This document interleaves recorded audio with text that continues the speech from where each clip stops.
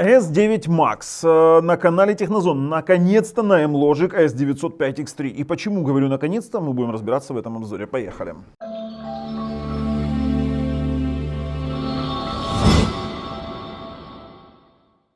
Вы знаете, помните, у меня был вот такой вот выпуск, где я расстрелял почти такую же приставку, только с антенкой. Я заказывал именно S9 Max на S905X3, а китайцы мне прислали, такой недобросовестный попался на RK3318. Мы подали спор, открыли спор на Алиэкспрессе, выиграли, нам вернули деньги за ту приставку, которую мы покупали, мы у другого продавца заказали. Вот именно таким образом мы проверяем добросовестность продавцов. Кстати, тех, кто не знал, что мы это делаем, и ссылочка на эту приставку будет лежать в описании под видео, советую перейти посмотреть ее цену. Кстати, цена за вот это вот, она очень-очень низкая. Что мы имеем? Мы имеем интереснейшую платформу M-Logic S905X3, 4 на 32 гигабитный LAN. 5-гигагерцовый Wi-Fi, который топит больше 300 мегабит в среднем. 2,4 ГГц, который на MU-MIMO роутерах топит 140.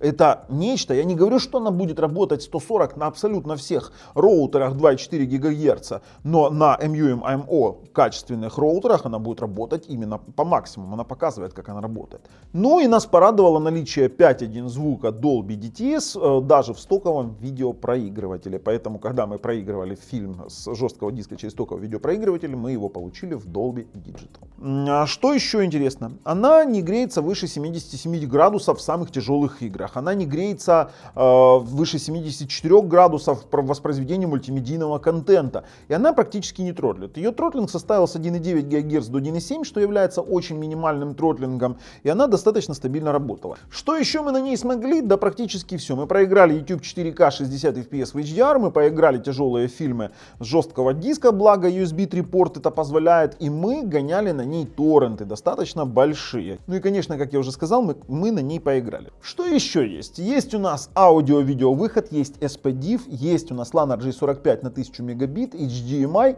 разъем для питания, USB 2.0, USB 3.0, неплохой USB 3.0 и разъем для TF-карт. Снизу есть диффузоры охлаждения, сама по себе приставка из матового пластика есть в разных цветах. Кстати, вот она вот так вот отражена. Работает на базе Android 9. Пока я вам покажу, что у нас еще есть в комплекте. Есть у нас блок питания, самый обыкновенный, ничем не примечательный, на 5 вольт 2 ампера. Есть вот такой вот синенький несуразный пульт. Он мне очень не нравится. Его просто-напросто надо выкидывать из коробки. И HDMI кабель. Распечатывать, распаковывать и морочить вам голову не хочется и долго на это тратить времени. Но я вам могу сказать, что данная приставка однозначно станет бестселлером, потому что она очень хорошо подходит для, скажем так, для разработки. Я думаю, что она повторит судьбу, например, X96 Max Plus, где примерно такая же платформа, даже интерфейс такой же, и на которую портировано очень много различных прошивок и доделаны стандартные прошивки, и это действительно неплохо получилось. К тому же здесь есть root права, и можно включать автофреймрейт через AFRD, правильно смотреть кино. Смотрим сам обзор, я там все досконально показал, ссылка на приставку в описании под видео, дождитесь резюме, чтобы узнать, рекомендуем ее или нет. А также подписываемся, нажимаем колокольчик, чтобы не пропустить дальнейшие наши самые интересные обзоры. Ну а сейчас я говорю вам, поехали, ребят. Ох, знакомый интерфейсик, такой поставлялся в стоковых вариациях именно первых ревизий X96 Max, возможно и сейчас точно так же. Чем интересен интерфейс, можно вверху настроить приложение из рекомендаций, типа избранного поставить, как-то так объясним, да, вот мы нажали, и у нас появляется избранное. Рекомендаций нет, есть какой-то голосовой поиск, можно попробовать голос. Включается у нас голосовой ассистент, так как в приставке есть root права, то здесь можно реализовать нормальный голос, но я думаю, что сюда можно адаптировать какую-то прошивку, очень сильно мне эта платформа что-то напоминает. Теперь по настройкам. Внизу у нас есть настройки, разделены на Droid Settings и простые настройки. Есть меню Application, это в принципе все приложения. 5 ГГц Wi-Fi подключился без проблем, дальше его проверим. Также у нас без проблем подсоединился аккаунт. В самом меню, если мы зайдем в обустройство, увидим S9 Max, как-то вот у нас оно так все называется постоянно одинаково у всех, какие-то цифры, буквы непонятные. Это версия на 32 гигабайта. Больше в этом меню, кстати, ничего нет интересного для нас. Давайте глянем в Droid Settings. Здесь у нас есть меню управления дисплеем, HDMI цик только на включение-выключение, аудио output. Обязательно проверим сейчас, что они тут, digital форматы. Давайте мануально выберем все и посмотрим, что он у нас может запилить. Power Key Definition — это у нас действие по кнопке выключения-выключения. Если мы пойдем посмотрим на поддерживаемые режимы, то это от 480p до 4K 2K SMPTE. Есть у нас меню Dolby Vision, которое абсолютно не работает, так как приставка абсолютно не лицензирована. И больше ничего в настройках нет. Очень удручает то, что в приставке установлена куча ненужного софта. Есть у нас пиратские Prime Video, HBO Go, Now TV, Orange TV, Team Vision, Viki, Mic Channel, TNT, Netflix. Ну, все это в пиратском варианте, при этом работает с ужаснейшим качеством. В AIDA 64 мы не увидим, опять же, ничего примечательного. 4/32. Центральный процессор Cortex A55, 4 ядра по 1,9 ГГц. За отображение отвечает все тот же Mali G31. Сеть у нас с connection speed 867 мегабит. Сейчас проверим реальную скорость. Температура, ну вы знаете, кстати, в состоянии простоя на 55 градусов. А давайте-ка мы выведем. Сейчас floating window, это летающее окошко наше. Вот оно, CPU float. Будем смотреть, как оно себя поведет. Сразу переходим к спид-тесту. И тестируем 5 ГГц. Если здесь окажется еще гигабитный LAN, то это будет вообще шикарнейшая приставка для дальнейших модификаций прошивок. Wi-Fi отличный. 260, почти 270 мегабит на загрузку и больше 300, твою ж налево, 389 на выгрузку. Мама родная. Я так понимаю, что здесь, да, задел достаточно неплох. Тестируем 2,4 ГГц. 2,4 ГГц на MU-MIMO роутере показывает 140 мегабит. Это MUMIRMO роутер AX3600. Это от Xiaomi. И это ошеломительный результат. Действительно в 2,4. Но я вам сразу говорю, что это лабораторные условия. Мы показываем максимум, на который способны приставки. LAN RJ45, конечно же, сейчас протестируем. Наверное, соточка. Вот я вангую сотка. Давай, покажи нам 1000. Давай, 1000, давай. Воу, 1000 мегабитный LAN. Обалдеть, слушайте, классяк. Она подойдет мне под торрент-сервачок небольшой для качалки торрента. Отлично. Вот отлично, видели, 761 на 732. Супер результат. Есть у нас заявленный Miracast. Мой смартфон поддерживает и Chromecast, и Miracast, и все, что хочешь. Давайте сейчас попробуем протранслировать экран. Включим скринкаст и ищем устройство поблизости. Так, в одной сети, OnePlus 8, есть S9 Max найден. Подключается он в режиме беспроводного монитора, то есть Chromecast здесь нет, но Miracast, сейчас посмотрим, работает или нет. Да, Miracast у нас рабочий, и это приятно. Почему? Потому что у Miracast задержка меньше, чем у Chromecast. Это следует учитывать. А это значит, что вы можете транслировать свой экран на экран вашего, экран смартфона на экран вашего ТВ-бокса. Это удобно. Температура в простой и в каких-то обыкновенных операциях не превышает каких-то допустимых пределов. Она держится 60-67 градусов. Это достаточно неплохо. Тестируем производительность жестких дисков, подключенных к этой приставке. То есть скорость чтения нашего диска максимальная 480 мегабайт в секунду. И на запись 400, по-моему. Да. Мы должны проверить, насколько она работает через USB 3 этой приставки. Хватит ли скорости для того, чтобы смотреть полноценно, допустим, Blu-ray диск, торренты, закачанные на жесткий диск. Вы знаете, даже в процессе тестирования могу сказать, что последовательное чтение 82 мегабайта в секунду, это очень высокий результат, это 656 Mbps, то есть вы отсюда сможете смотреть абсолютно любой фильм при подключении достаточно быстрого SSD или HDD к вашему этому TV-боксу S9 Max, вы получите отличный результат. И плюс копирование памяти 2,1, 2,18 гигабайта в секунду говорит о том, что здесь, как минимум DDR4, потому что DDR3 такую скорость обычно не дает. И это намного выше средних показателей. В тестах игровой производительности данная приставка набирает вполне себе хорошие, уверенные баллы. В частности, в iStorm Extreme она набирает 5629 баллов. Это такой, знаете, выше среднего для 905 X3 процессора, и 9682 балла в iStorm Unlimited. Это средние показатели для S905 X3 процессоров. Осталось нам провести CPU throttling тест для скажем так, для успокоения нашей души, что она не тротлит, не греется. Ну, если она греется, будем понимать, что мы должны будем немножечко модифицировать ее охлаждение. Стартуем.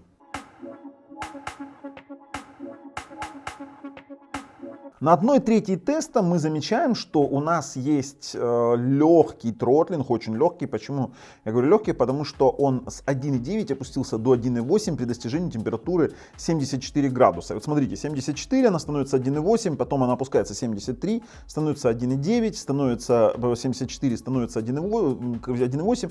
Вот это вот, кстати, правильно построенный тротлинг. Это если работать с тротлингом. Это когда у вас работает приставка вот на грани. Ну, правильный в каком плане? Это значит, что для повседневных задач его хватит. Играть на таком тоже мы вам покажем, что будет происходить с ним, но я вам скажу больше. Дело в том, что в этой приставке она не греется больше 74 градусов. В ней по-хорошему нужно было бы в ядре повысить порог тротлинга хотя бы до 85. Она бы работала бы до 76-77 градусов и вообще бы не тротлила. Была бы золотая приставка в плане, ну, как я уже говорил, базовой для модификаций.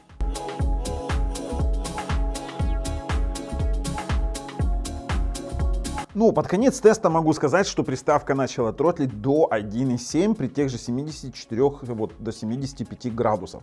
Это то, о чем я говорил вам в середине теста. Ну, в принципе, это далеко не самый худший тест. Легкий тротлинг есть. Если нет возможности, допустим, у нас сейчас модифицировать ядро и получить другую прошивку с модифицированным ядром, то необходимо будет немножко дорабатывать охлаждение. Но выше 75 градусов, ну, по крайней мере, мы сейчас посмотрим, зарегистрированной температуры не было. Ну и вот, как мы говорили, вот охлаждать надо охлаждать. 75 градусов, и она вот 1,7. На график не обращайте внимания, нас волнует частота. Это все, что нас сейчас волнует. Вот она опять полезла вверх. То есть частота 1,7 это максимально, на что она падала. Сейчас у нас как раз буквально все, тест закончен. Мы видим 78% порог тротлинга. Мы видим, что у нас максимальная производительность была 47383 джипс, средняя 43876. Минимальную не обращаем внимания, потому что это сартифачило. Это вот здесь вот график у нас ушел, поэтому показала такой показатель. Не самый худший тротлинг-тест из Китай-боксов, которые я видел. Конечно же, если мы посмотрим с вами DRM-Info, это информация о лицензиях, то приставка не имеет никаких лицензий. Она имеет Widevine CDML3. Это фактически, что она не сертифицирована никем и никак. Поэтому работать, допустим, такие сервисы, как Okko, полноценно Ivi и подобные здесь не будут. Максимум, что будет Megogo и ломаный Netflix. Но данную приставку нужно проверять, допустим, на YouTube, на проигрывание торрентов онлайн, на какие-то другие моменты. И с этого мы с вами и начнем. Начнем с YouTube 4К 60 FPS. Пробуем традиционно на нашем, скажем так, видео. И здесь нас ждал немножечко неприятный сюрприз. Приставка некорректно отрабатывает HDR в SDR. То есть у нас сейчас воспроизводится HDR, ну, тускловато видео. Но приставка в YouTube отрабатывает HDR. То есть если мы с вами включим ролик без HDR, у меня сейчас рекордер не пишет HDR, то она будет работать в нормальных цветах. Давайте попробуем куда-то перемотать подальше, где у нас есть более-менее цвета. Я выбрал, в облаках летал когда-то. Давайте вот яхты в 4К. Вот, пожалуйста. Давайте посмотрим дальше немножко. И мы видим, что у нас здесь все более чем отлично. Но 4К 60 FPS, это 4К 30 FPS, мы до этого 4К 60 FPS гоняли, работает у нас без проблем. То есть с YouTube у нас вопросов нет. Перед тем, как тестировать фильмы и различные другие сервисы, мы с вами должны понимать, что у нас здесь есть root права, можно включить автофреймрейт через Demon, нет, через, знаете, как правильнее сказать простым языком, через специальную программу AFRD. Автофреймрейт в приставочке поддерживается. Поехали IPTV тестировать. Тестируем IPTV на Omega TV на HD каналах Full HD качестве в 1920 на 1080. Вот, пожалуйста, работают за милую душу. Чтобы вы понимали, Омега ТВ это украинский IPTV-сервис. Ссылочка на Омега ТВ и на промокод на 100 гривен лежит в описании под видео. Заходите, пользуйтесь, специально для вас. Что ж, с IPTV у меня вопросов нет. Переключает практически мгновенно. HD каналы, SD каналы, все работает просто отлично. Но для этого у вас должен быть действительно хороший IPTV провайдер. Что у нас еще есть? Давайте мы с вами попробуем с жесткого диска что-то проиграть и попробуем форматы звука перед тем, как тестировать, само собой, торренты онлайн. Пробуем проиграть очень тяжелый фильм, 68 гигабайт Gemini 4K 60 FPS. У нас подключен мой ресивер. Меня многие спрашивают, что это за приложение. Это не приложение, это аппаратная установка, такая ресивер называется. И она показывает, какой звук выводится. В данном случае сейчас у нас проигрывается отлично фильм 4K 60 FPS. Еще и в Dolby Digital он выводит звук. Поэтому давайте перемотаем немножко, куда-нибудь на серединку. С 4К 60 FPS фильмами у меня вопросов нет. Ничего не дергается, не тротлит, не тормозит. При этом температура у нас держится, конечно, 74, 75, даже 76 градусов, но приставка работает на полную мощность, поднимаясь до 1,9 ГГц. Я вам скажу, что при проигрывании мультимедийного контента она не тротлит. Проверяем форматы звука. Dolby Digital Plus. То, что она может Dolby Digital Plus вывести в простом плеере, это большой положительный плюс для нее, скажем так. Dolby True HD пробуем, она у нас транскодируется как простой Dolby Digital. Простой DTS у нас 5.1 ядро выводит, это тоже большой плюс. И DTS HD Hi-Res, конечно же, мы обязаны с вами попробовать. DTS HD Hi-Res у нас нет, он выводится как простой DTS. 5.1 звук есть, без Dolby True HD и DTS HD Hi-Res. Нам остается с вами попробовать проигрывание 4К торрентов через TorServe и KinoTrend. Пробуем проиграть, ну вот, например, у нас есть довод, большой довод, 65 гигов, это Ultra HD Blu-ray диск Remux с HDR. Пробуем. Вы знаете, с такими сетевыми модулями не мудрено, что эта приставка, наверное, просто-напросто заслужит большую популярность. И это интересно. Выбираем Vimeo Media Player.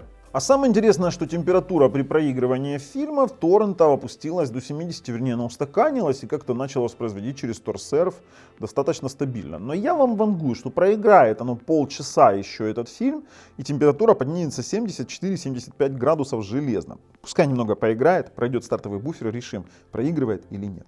Ну, ребят, проигрывает, при этом достаточно стабильно проигрывает и очень хорошо. Хорошо, все, с этим мы поняли.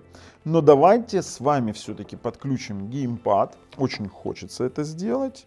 Проверим, во-первых, работоспособность Bluetooth. А вот, кстати, Bluetooth он почему-то не хочет искать. О, нашел. Давай. Работает, прошу прощения. Геймпад подключен. Управлять приставкой геймпадом можно. И запускаем игру. Асфальт 8. Очень тяжелая игра. Она очень требовательная. Для ТВ-боксов это вообще такое себе, я называю, топ измораживания этого всего дела, потому что заставляла нагреться даже самые стойкие ТВ-боксы. Но в данном случае она неплохо работает. Нагрев 76 градусов, давайте играть, посмотрим, насколько она ее максимально прогреет. Сейчас мы тут всех поделаем, скажем так. 76 градусов, 1,7. Вот как у нас на тротлинг тесте было там до 1,7, но при этом она даже на 77 повышается частота до 1,9, поэтому она не в тротлинге. Вот что самое интересное, то есть когда работает графика, то здесь срабатывают совсем другие механизмы. Слушайте, ну работает же. 77, 76, 77, 76. При этом она не тормозит, она отлично слушается геймпадов, задержки нет. И с играми у нас в принципе в порядке. Выходим и резюмируем данное видео. Из выводов могу сказать, что да, мы можем рекомендовать данную приставку с учетом того, что скорее всего на нее появятся достаточно неплохие кастомные прошивки. Мы уверены, что эта приставка будет, скажем так, бестселлером среди китайских ТВ-боксов благодаря ее сетевым модулям, благодаря легкости ее модификации и благодаря тому, что в ней есть гигабитный LAN-порт, ну и само собой современный процессор, который выдает еще и 5.1 звук. Если вам нравится то, что мы делаем, ставим пальцы вверх, если нет пальцев вниз, обязательно подписываемся. С вами был Бабл на канале Технозон. Пока.